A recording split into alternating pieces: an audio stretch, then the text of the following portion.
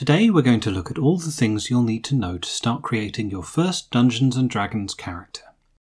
We're not going to go into every detail of every class, but keep things as general as we can. If you've got any questions, then work with your Dungeon Master or DM to finish off your character. There are two main aspects to your character, the theme and the numbers. Think of it like a car. The numbers are the engine, which tells you what dice to roll, what numbers to add and how likely you are to succeed. The theme is the outer body of the car that people look at and are what they remember when they think about your character later. Once you have a character that has both theme and numbers, a car with both outer body and an engine to drive the story forward in interesting ways, you're all good to go. The last thing to keep in mind when making your character is keep it simple, stupid. A silly character you've made and had fun with is far better than a character you've spent hours hammering out every detail for. Your first character isn't going to be a work of art. Just have fun. Let's get started. It's easier to think of a personality and a theme for your character and get the numbers to fit that personality than the other way round. You can either make up your own character entirely, or if you're not sure what you want to be, then pick an existing character from movies, books or TV that you find interesting and start there. For example, let's take Gimli the Dwarf from Lord of the Rings. He's tough in a fight, he's loyal, he loves food, he's not stupid but he's not clever. We instantly know where we stand with Gimli. Then we can make his character more our own. Instead of an axe, he wields a huge sword. He doesn't have a fear of heights, he has a fear of spiders. He doesn't hate elves, he hates fish people.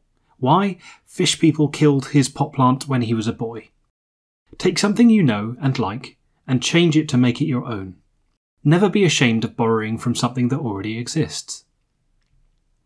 Regardless of whether you choose to recreate or invent a character, there are only a few points you need to nail down before your first game. A lot of people fall into the trap of trying to write a new character's entire backstory. The truth is, it's good to have a few key details in mind, and that's it. You can improvise a lot about what has happened to your character if you understand their motivations.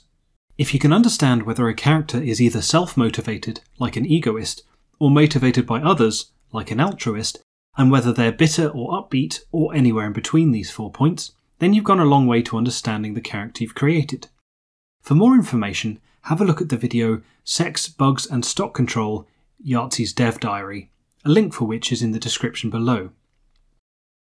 It's also worth thinking about some motivations that are a little more specific to your character. For example, I want to find my sister's killer, or I want to show up my no-good brother, as these help to flesh out the character a little bit. The numbers that sit on a character sheet in D&D can be a little complicated to try and explain to anyone who doesn't already spend a lot of time playing RPGs, but we'll try our best. Your character is made up of a bunch of different numbers, a background, a race and a class, and some basic stats and proficiencies.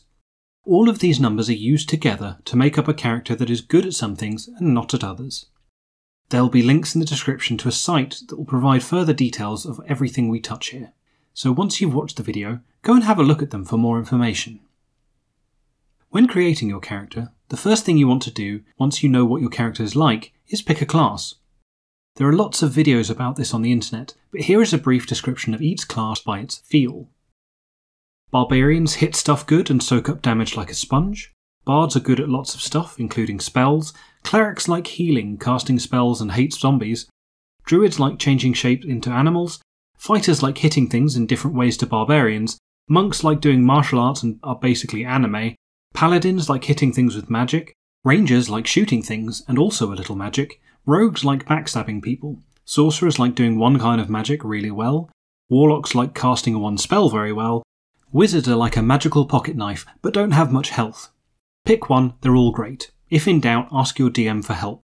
Your class will give you a bunch of skills and abilities and things you can do. Next, pick your stats.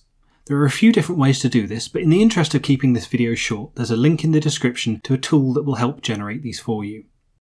You'll probably want to put your highest stats into those that your class specialises in, which you can find out using the wonders of Google. As a quick summary though, strength is how hard you hit things, dexterity is how accurate or sneaky you are, constitution is how good you are at taking damage or dealing with poisons, intelligence is how book smart you are, wisdom is how street smart you are, charisma is how talkative you are. Next, pick your race. Google list of 5e races and you'll find something. Picking a race will give you a bunch of skills and traits. Common races are elves, dwarves, halflings, giants, gnomes, tieflings, dragonborn, half-elves, half-orcs and humans. But there are many more. It will also let you add 2 to any one of your stats and an extra 1 to a different stat. Your background basically just gives you access to 2 or 3 skills that you don't already have. Pick 2 skills that you want and ask your DM if that's okay, if you don't want to think about it too much. We've mentioned skills a few times now, and it's worth knowing a little bit about them, though most of them are fairly self-explanatory. Each skill is assigned to one of 6 stats. When your DM asks you to make a skill check, you'll roll a d20 and add the modifier that you see next to that stat. So let's say you've been asked to make a Wisdom Perception check, and your Wisdom is +2. You'll roll the dice and add 2. Simple. If your character is trained in a particular skill, then they will also get to add their proficiency score to the roll. Basically, that just means you're adding a slightly higher number than you would for something you're not skilled in. Don't worry about all this though, as this will already be written out on your character sheet. You won't need to work it out every time. Just look at the number that's written on next to the skill and add that. So how do you know what skills you want your character to have? Here's a very quick explanation of each of them. Acrobatics is jumping and gymnastics. Animal handling is handling animals, obviously. Arcana is magic and shit. Athletics is being strong or fast. Deception, lying like a bastard. History, remembering stuff.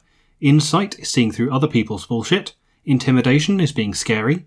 Investigation is searching crime scenes. Medicine is fixing people up. Nature is knowing about plants and shit.